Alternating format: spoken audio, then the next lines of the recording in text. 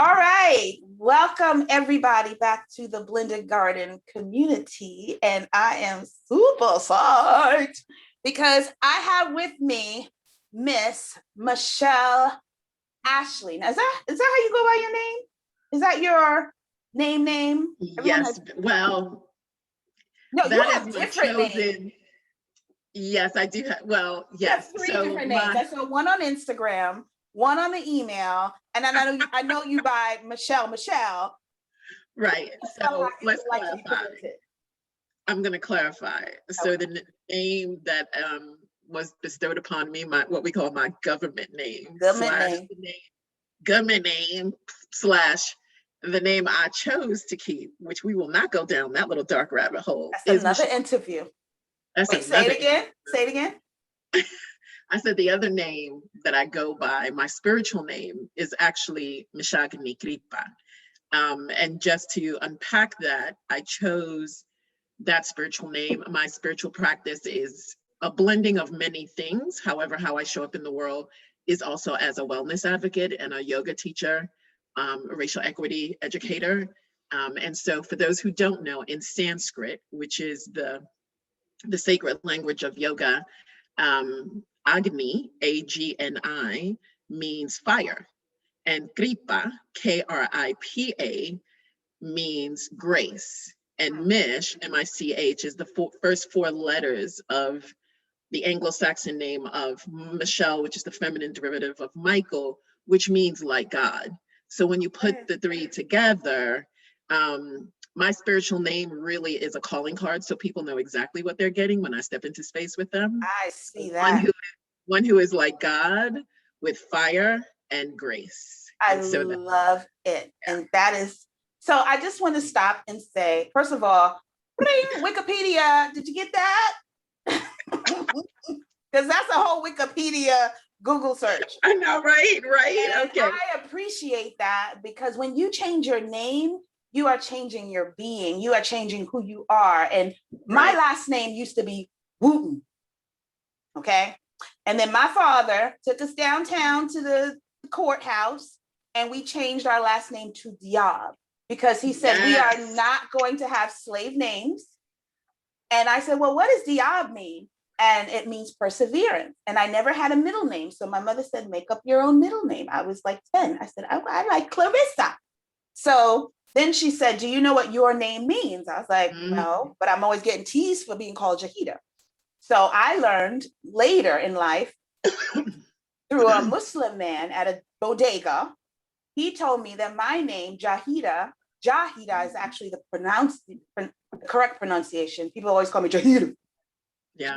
Jahida means the woman who gives herself in a holy war, the jihad. So for a long time, I didn't want to share that because of everything behind terrorists. Right. But it is not that jihad. It is a spiritual war. And I feel like, whoa, that is my life. My life has been a spiritual war.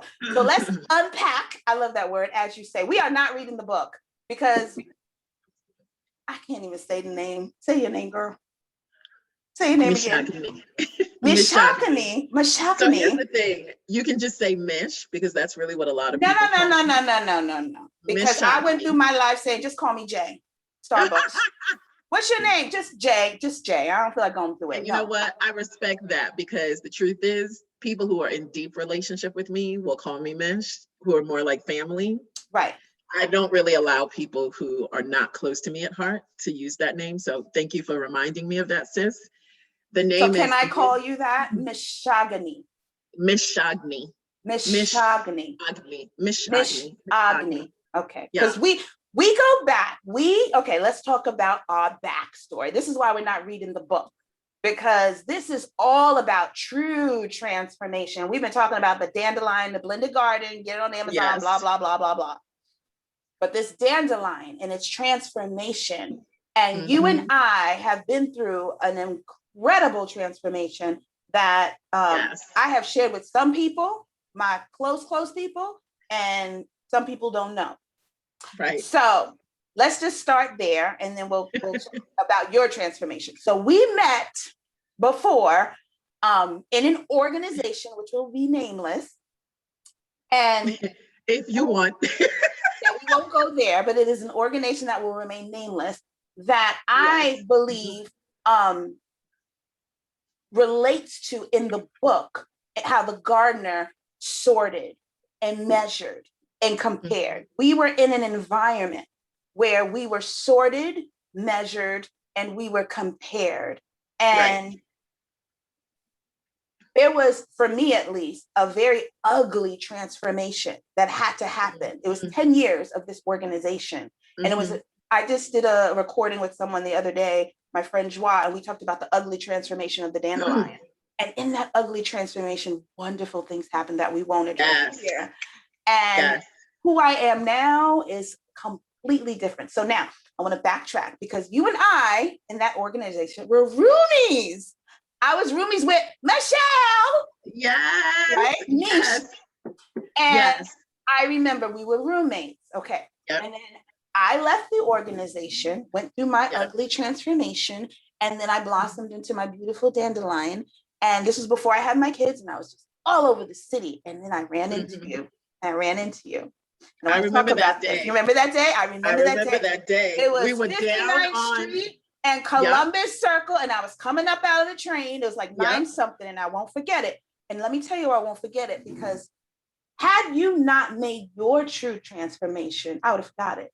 But it makes me remember even more because I remember in that moment, it was a very unauthentic meeting. And when I say that, what I mean is it was, hey girl, how you doing? Mwah, mwah. Oh, you look, how you doing? All right, I'll call you. And I walked away like, I ain't calling her.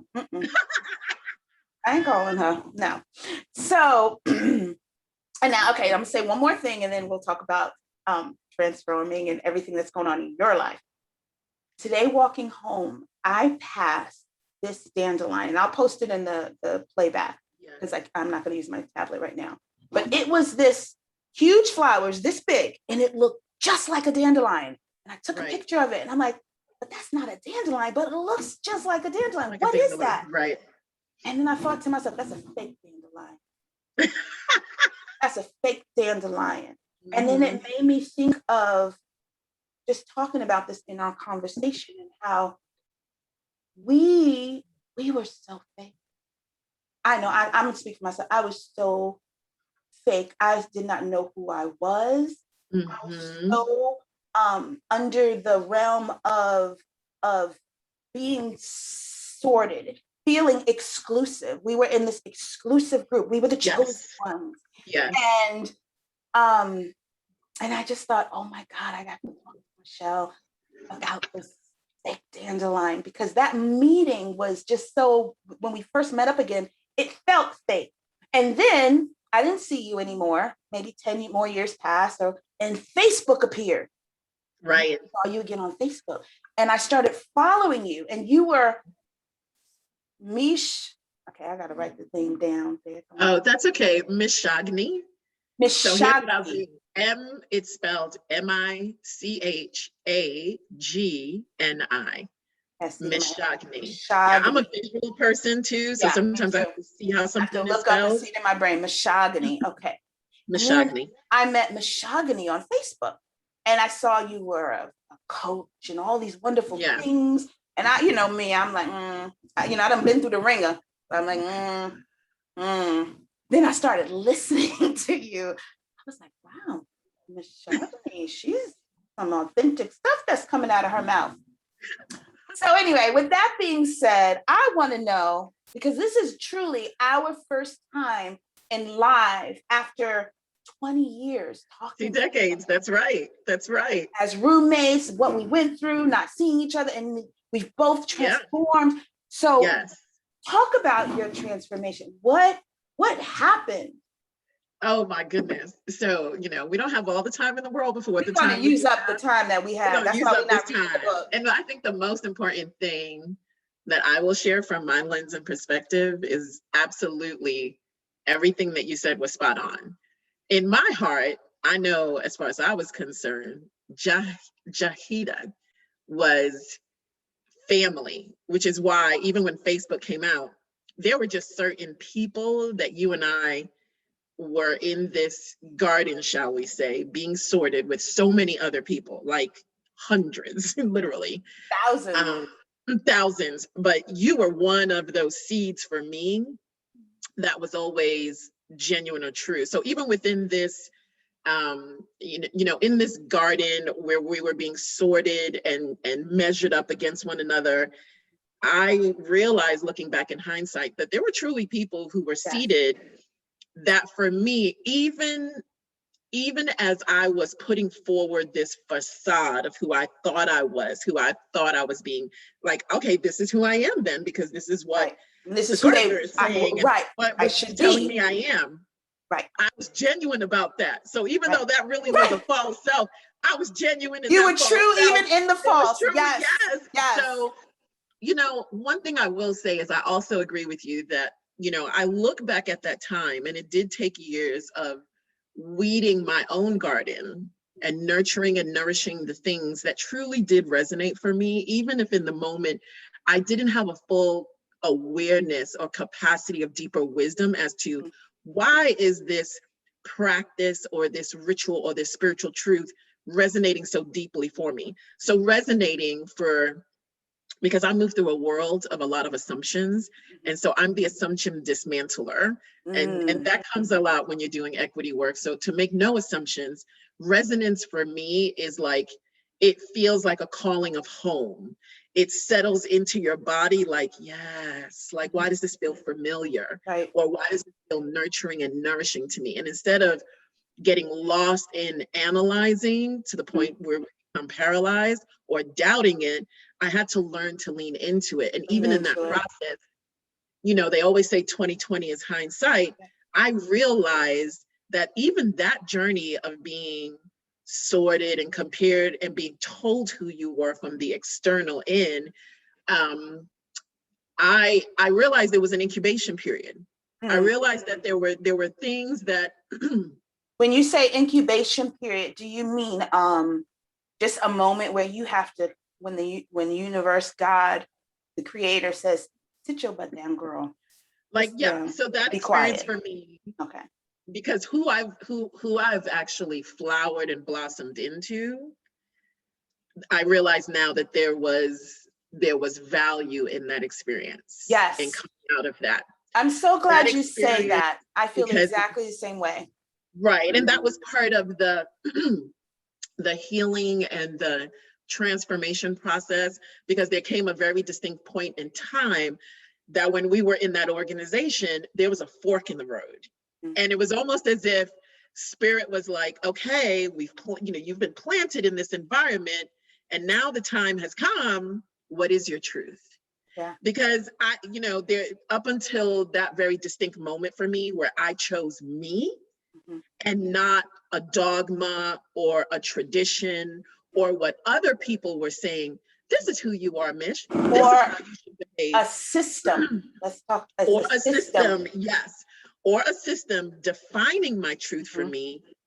I had to sit down and ask myself, like, well, who am I? Like, really? Like, who am I beyond labels and titles and even my relationships that I'm connected to? Because in a lot of ways, I saw that I was taking my sense of value and worth from, at the time, who I was married to, who my friends were, and their positions or titles connections within the organization, right? Within the garden. We're going to call it a garden. Within the garden.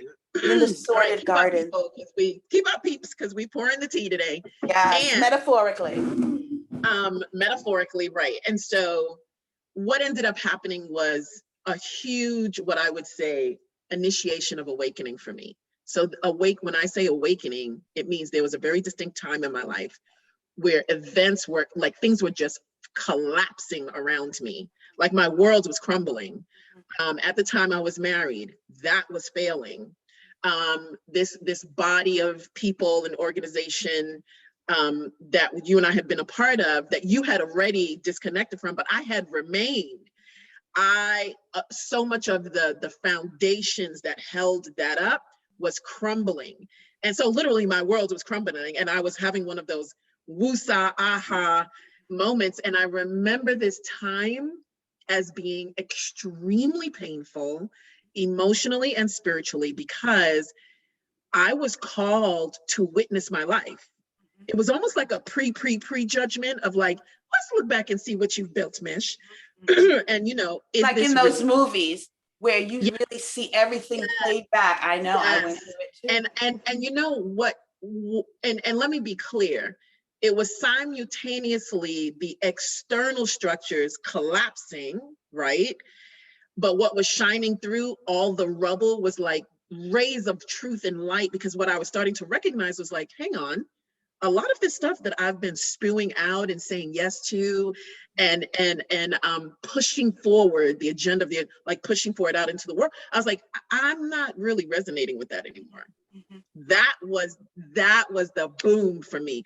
That was the mic drop when I was like, whoa. And that was everything. That's how, like in a garden, certain flowers can only survive in a certain type of soil, in a certain type of environment.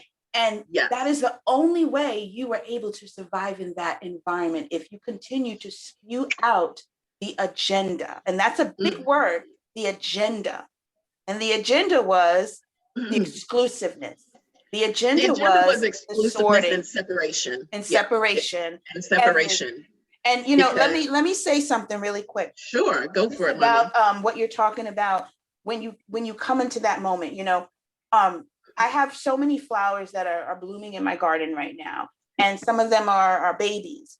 And when I pull them out and replant them, they go through this period of shock because their roots have been pulled out and they have to take form in this new soil, and it takes more sun and everything. And I think that for me was the beginning of my transformation, because I went through a very ugly transformation. And when you talk about the emotional and all that, it's also psychological. There's so much psychological things happening when you're in any environment where you are sorted, measured, compared. It could be for anything. It could be if you're homosexual. It could be if you're of a certain religion. It could be if you're a certain income or whatever. Or your spiritual beliefs. Yes, absolutely. There's a psychological thing that happens, So anyway, that shock period is necessary.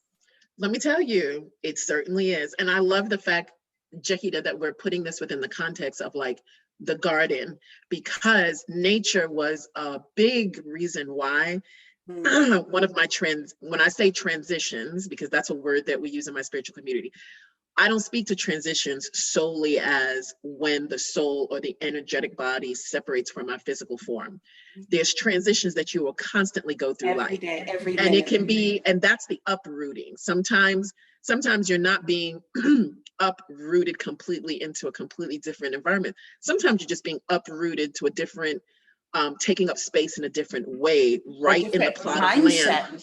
We're different, right? So that could be a different mindset, that could be a different role, whatever it is. But I love how you've compared that to that shock period, because here's what I know to be true. When I look in gardens, it's like, if at any point in time, that soil that you've been planted in is not supporting you thriving.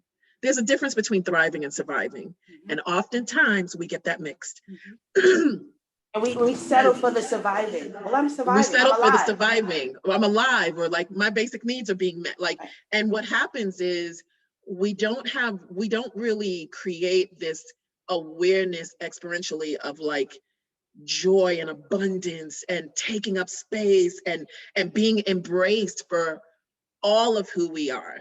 The fiery, the grace, and that's why there's a part of me, let me tell you, it's been such a journey to get to this place of owning this very fiery warrior, feminine, like take no prisoner kind of woman, while at the same time embodying myself in physical form, absolutely as the queen that I am, crowned straight and shining, not apologizing. Like that doesn't happen overnight. And when I think of a rose or a plant or a blooming tree, you go from being a seed to going through that period of sprouting up, until then you're starting to break loose and to open up and then to fully bloom. It's like, that's a process. That does not happen overnight. And I love this fact of like being uprooted and then being replanted, especially when you're being replanted in actual soil that is going to feed you. Like that shock can almost be that resistance we have to that transition and that change. And so for me, what it looked like was in the outward world. So my uprooting and being replanted was I had to move back in with my parents. I made a conscientious choice to end the marriage that I was in because I knew at a very deep, deep rooted place, this was not a union that was healthy, and it wasn't nurturing both of us to be fully who we were created and designed to be. And that's a blessing. A lot of people think, no, that's not good, work it out. You know, and I went through that, Jahida, you know, because based on my upbringing and my life up until that point, full transparency, you know, the D word of divorce in marriage was not a thing. It was like, no, that's not what we do. And I had one of those come to Jesus moments where it was like, if I do this, then what does that make me? What does that mean I believe? Like, am I going to go to hell? Like all these things loomed up. And you're taught that it's a conditioning. And I was not raised, I was not planted and rooted in an environment where autonomy, self-nurturing and knowing how to take up space truly and authentically, that was not the thing. It was very much like, I'm going to plant you, you will be named this, this is your role, you stay right in that spot. And it was like, whoa, okay, I'm being almost like a marionette, like someone's puppeteering you, right? And that's why, go ahead. No, I was gonna say, really what ended up happening was that time came in my life where my true seed was starting to really bloom. So here's what I'm gonna say. We each are seedlings of something, of sparks of the divine. And there's a coding almost in our spirit of who we truly are, right? And oftentimes we can be grafted into something to kind of blend us because someone's manipulating that, wanting it to be something different than what it was meant to be. And I think there always comes a point in time in our lives where who we truly are in that pure seedling, we have to decide if we're going to answer that call. Because I want to make it clear, it wasn't because my life was falling apart that I decided, oh, okay, I guess no, it was two things happening at the same time. Internally, I was starting to recognize that certain things were not aligned with what I truly believed. And I had a come to Jesus moment where I had to reckon with that. I was either going to decide to allow myself to be, for lack of a better word, manipulated, right? Told who I am. I was going to continue to look outside of myself and take the cues and the propaganda, and I was going to continue to drink that Kool-Aid, or I was going to be true to what was calling to me and just nurture that. And whatever was going to happen from that was going to happen. So to me, how that looks is like, you know, you might plant something in the garden and you might be like, no, I want you to stay. And it just grows in a way. And you're like, sunflower. I planted a sunflower years ago. Now I've learned how to plant sunflowers and where to plant them. And it was so big and beautiful. And it was facing the back of my garden. And I was so mad. I was like, no, you're supposed to face this way. So when I come out, I can see you. And let me tell you, my silly self back then, I tried to turn that sunflower around. But nature says, no, the sunflower is going to go where the sun is. You can't force nature. You can't. That's like with the dandelion. You can't kill the dandelion. Those roots are so deep and you can put all the poison you want on it and it's going to keep coming up and it's going to change and it's going to transform. And I love what you said about autonomy. I work with young children and that's all I fight for all year. At the end of the year, I want my little people to be autonomous. I want them not to need me. I want them to be able to be independent and think for themselves and figure things out and connect with their peers. I shouldn't have to feel like I need you to need me. I need to Right. tell you what to do, because that's not true growth. And that's Right. why in my garden, that's why I wrote the book, Michelle, because I sat in my garden and I'm like watching everything grow and intertwine, and it's just doing its own thing. And the only thing that's keeping it going is nature. I kind of step back and all I have to do is really water it sometimes. Right. But morning glories are blending into the sunflowers, and this one's coming here, and then they reseed and they end up there, and you just gotta let it go. And You do. that's what And I I know think I that, learned for myself, that I'm like, I gotta let me go. I gotta let you go, and I gotta let me go, and I gotta let it be what it's gonna be. The I good, love the this. bad, the ugly. That's true, because I love what you're speaking to, because we're not a culture and a society, nor are we a nation that lends itself to allowing everyone to take up space exactly as they know themselves to be. So there's a self-knowing and identifying. We live in a culture and we grow up in a country where we are assigned genders and labels and roles, and we're told to conform. From the minute you come out of the womb. From the minute you come out of the womb. Whereas I'm going to speak now specifically to African culture, that from the kings and queens of our ancestors, that is not the way we moved on the earth. Children weren't even named the first few weeks, maybe even months, because what the village did was observed how the child took up space and walked upon the earth, and from that, the name was derived. And so I think there's a lot to say. I love living where I live now in Western North Carolina, and I also have some issues with it that I won't get into now, but I love it because it keeps me The close to dirty nature. South. The dirty South. And, you know, I just had this image of this very coiffed woman with beautiful frocks, but underneath dirty panties. Like, that's kind of how it is down here. But what I will say in terms of nature and what you're speaking to is, when I look at nature, I do not see a vast expanse of land of one species of tree, of one species of animal, of one species of the insect kingdom. I see a variety and a diversity of abundance of different species, and together they make up nature as we know it. And I think there's a lot to be said to that. I love how you shared. Not just a lot, that's everything.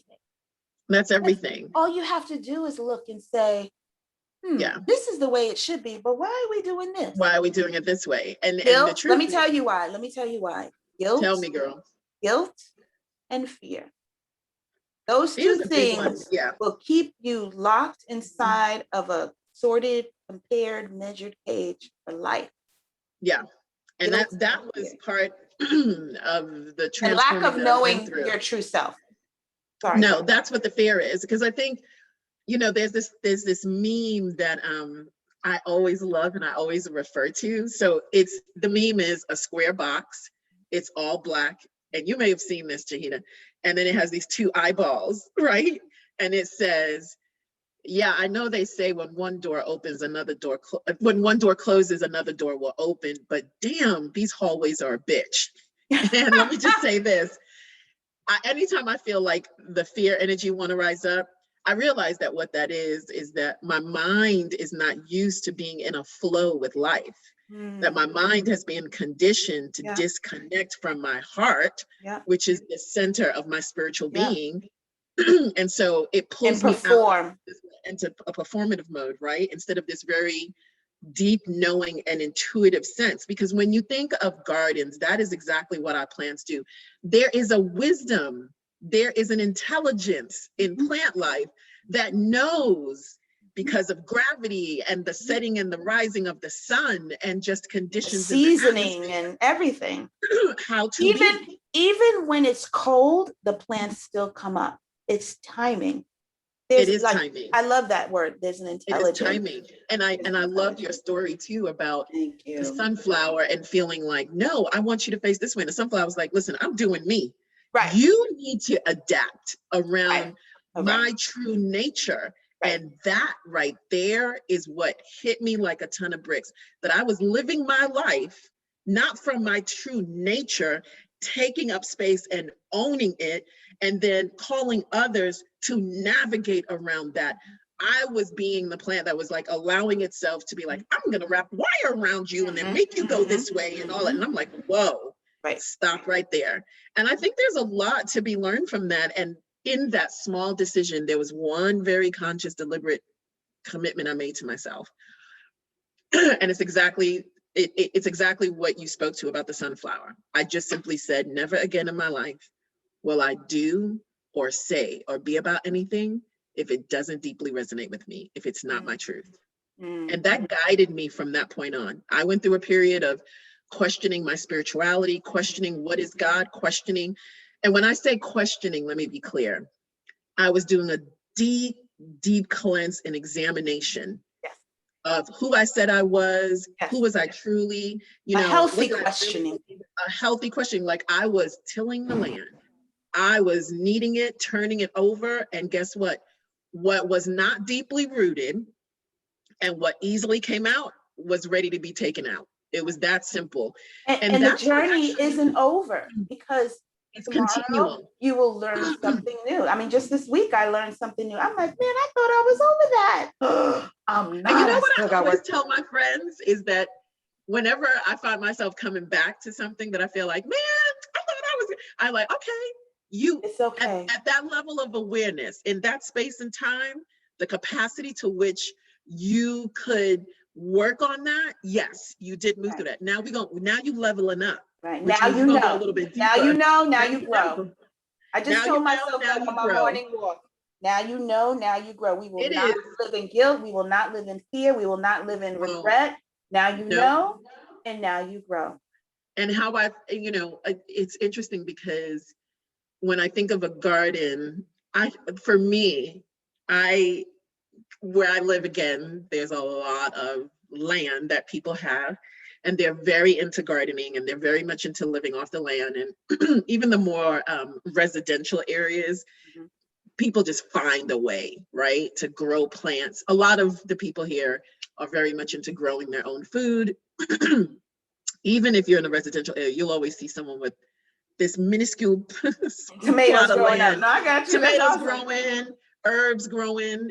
But when I'm even looking at the flowering plants and even the trees, what I always love is just this diversity of this abundance of things that just captivates you.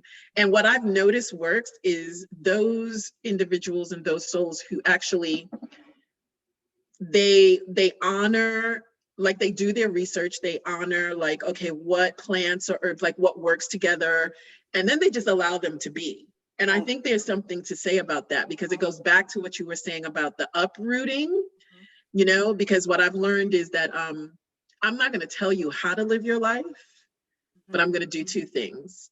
I will inform you from my lens of experience as a Black, Indigenous, Latina woman, how I move through life, what I need to not survive, but to thrive in life, and what life has taught me. What you choose to do with those pearls of Windsor and what you choose to plant in your own garden, that's on you. Yeah. So I do have that boundary of like the garden, even within myself. How am I nourishing that? How am I supporting that to thrive? Because like you said, sometimes it means uprooting. It might physically mean uproot your ass and go move someplace where you're gonna thrive. That's right. Or it might mean you need to uproot that job, that relationship, that kind of thinking. So there's all, like you said, it's continual. It's never like, okay, I've arrived, I'm great. It's like, no, okay, I've arrived to my resting place to then get more energy, more power, to then keep it moving. Keep it moving. And I just want to say this point, because I think we're running out of time, girl. We could talk forever. Are you kidding me? Oh my gosh, I feel like we just tipped the surface. I know. I know. More chats with more. I know. More topics, because we can go on and on. But just there's a part in the book where the flowers actually tell the gardener, we're separate and sorted. We're not here to be separate and sorted by a particular kind. Growing together is how we're designed. That authenticity, that autonomy, that freedom to journey how your path, the sunflower path, is not the peony path Right. or the dandelion path. They all have Right. their own way of doing it. And, you know, that's just how we're designed. I love that. I love that we are designed to grow together. And I'm in a recording. Sorry. Um, Not what right I now. will say Sorry. is Sorry. that when I think about the big dandelion that you saw, the fake, we're gonna call it the fake dandelion. And I'm gonna post that picture so everyone can see it. It was huge. And I saw the picture you showed me. That's not a dandelion. I think, when you first shared that with me, and I thought, but isn't that what we always do in our lives sometimes, is we try to show up as something that we're not, and then, sometimes we think bigger is better, imitation, fake it till you make it. There's a lot of things we could say about that. But at the end of the day, you do think bigger is better, because when I walked by, I was like, what is that? I took my iPad out, I was like, picture, what is it? Yes. You get impressed and you get, oh, you do. But here's what I will say is that I've found that actually I have a few sayings that I say to people. Usually I'll say, stay in your lane, which is my way of saying, like, do you, be you unapologetically, and don't take anything on. Don't try to be something that you're not. Because when we do that, we literally minimize our power. We leak our power when we try to imitate or be something that we're not designed to be. And you can look like something. It is exhausting. In the book, the gardener said, the garden, yes. what you're saying in the book, she says, I've been working so hard. Sorting my flowers is tiresome. And could this dandelion be more than a weed? But she's tired. She was so tired that she had to take a nap, because sorting and pretending and appearing, it's just too much. We're not built for that. We're built to be authentic. But then the world around us, you know what I mean? I don't know how to describe it, but yeah. It's all there's just so many lessons to be learned.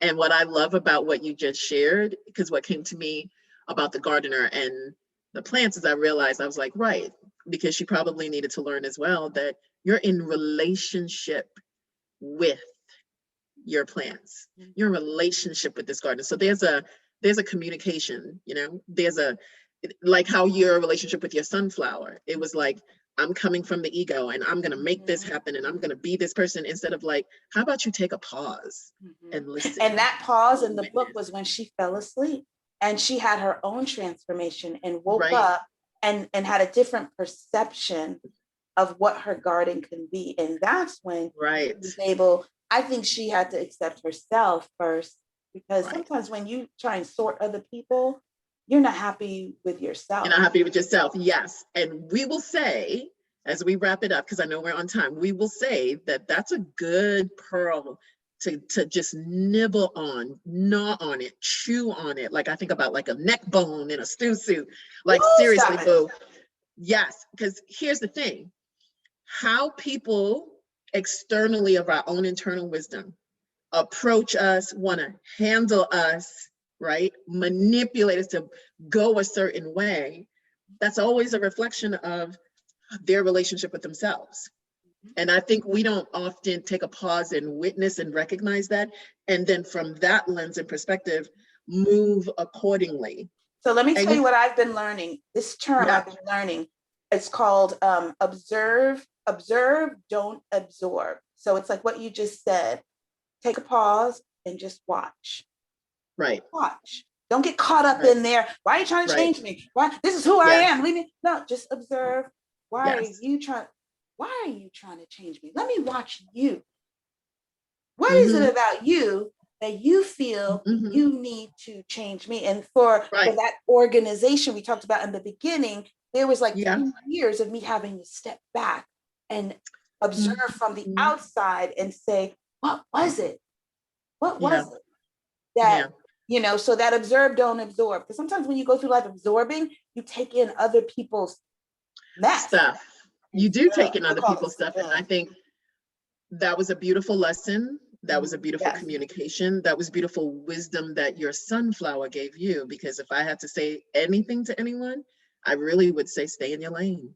Like, observe it, don't absorb it in, would look like you keep moving in your lane, because how you show up authentic and true to yourself, trust and believe, even if the words aren't coming to you as affirmations or validation, you are teaching people how to be with you, how to be in relationship to you. But if it's a constant struggle and giving in and absorbing that energy, you're being pulled offline. Yeah. So there's something to be said about that, because and everyone is not to be handled the same way. Same way. Right. I can't, when I go in my garden, I have so many different flowers growing in so many different ways, and I have to treat them all differently. Some I don't need to water. Some I do need to water. Some I need to pluck the heads off. Some I can leave them alone. So, and it's like you said, it's an understanding and a communication with yourself, and then with that entity. And I love in the book, in the end, she finally communicated she said, I will no longer sort my dear flower friends. And she blew the dandelion seed into the wind. Yep. So this way, that way, land where you may, you are part of my garden. And here you said there was a connection. I will say as well that that brings up a very a big memory for me, where there was somebody within that that organism that showed up as an organization of people that you and I were part of, that I remember distinctly. One day we were having a big assembly, and I don't know, something was going on, and I was feeling being handled, right? And this was by someone who, from outward vision, looked like the same kind of plant flower that I was, right? And so I just remembered they said one little thing, and I literally blew up. Like, I remember just having an outburst and saying, like, well, that is not what I want to do, or blah, blah, blah, blah, blah, blah, blah. And it literally took that for the person to be like, whoa, okay, clearly, you're upset. Let's talk about this. And I just think sometimes if I could equate it to anything, I would be like, I'm a rose and you are trying to plant me or graft me into something. How about I stick a thorn in you?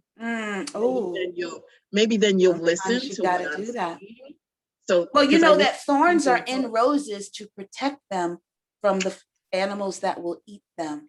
So nature, everything serves a purpose. Everything has a reason for being in existence. That's why, to be honest with you, even the language we use, where people are like, oh, those weeds, I'm like, okay, those are dandelions. They serve a purpose. They're not, I'm always encouraging people to be really deeply mindful, even about our languaging, what we call ourselves, right? So we close where we began. How do you even talk about yourself? Your name? What do you allow people to address you as? Or you're always informing, and it's a relationship. And here's the thing, for those of us who go into the wild to be planted, or being however that works for them, really show up for what you were designed to be. Embrace it all. Some of us are sunflowers. Some of us are roses with thorns. Some of us are dandelions. Because here's what people don't know. We are so conditioned by the gardener, by languaging like, oh, dandelion, those are weeds. Well, here's what I learned about dandelions. They happen to be really, really potent when it comes to health. There's a lot of properties in a dandelion that will actually help us ward off dis-ease in our body. Yeah, there you go. And there you go. And I think we should just end right there, even though we could go on and on. We just said 10 minutes before we're going to end, but we could just keep going on and on and on. Oh, man. Michagni. Yes. See, I had it. Michagni. I had it. Yes, girl. This was wonderful. I'm so glad that we got to talk, because I really do need everybody to know, like, Jahida and I have not really had a conversation in 2 decades. But one thing I knew is I also followed you, and I watched from my lane. And I have a few very firm beliefs from just lived experience, which is, your paths will always intertwine with one another when it's divine timing. I've watched you through your journey of being a mother and educating and holding space for your beautiful, beautiful children. And I've watched them grow up, yes, from social media, but still watch them grow from a distance. And, it's interesting to me that all of us who were uprooted from that garden where we were all once, that we've all kind of stepped onto this path of healing. Mhm. And it's really interesting, at least those who within my sphere of influence and point of contact, those are the ones that I've remained with, and even if it's from a distance, and it's Yep. beautiful to watch. And I And then really, just really like love the it. dandelion, after it transformed, it didn't just stay to itself, it spread. Spread seeds, It yes, spreaded boo, seeds, and yes, that and that spreaded and that. seeds. But the difference now is our seed spreading is not to recruit. Yes, our seed spreading is not. There's And no here's what I will say. agenda. I There's feel no like it's different. agenda. There's no agenda. It's really just, it's just going to go where it needs to go, you know. And It's your I truth really appreciate that. inside. It's so much wonderfulness. You can't keep it in. Yeah. No one has to tell you to give something. It's just there. And Yes. so with that being said, thank you so much. And girl, when I'm in North Kakalaki, you the first one I'm gonna call.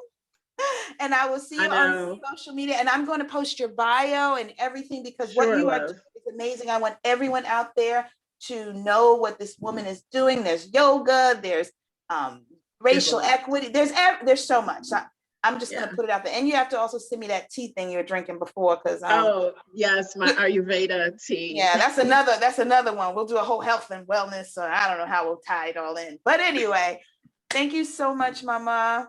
Thank So you for good to inviting see me, you. sweetie. It was such an honor. It really was. And thank you for showing up in your power and with all the wisdom from ancestors, and making sure, like a dandelion, you're just spreading the seeds. And you know what? That is our generational wealth as well, is our health. And you know, health sometimes is the wisdom that we allow to blossom in our being, so that we can show up in the world powerful. Yes. So Oh, thank my you. powerful sister. Thank you. Ashe, my love. Ashe. Hey, Ashe. I'll talk to you soon, Mama. Okay, baby. Bye. Mwah. Thank you.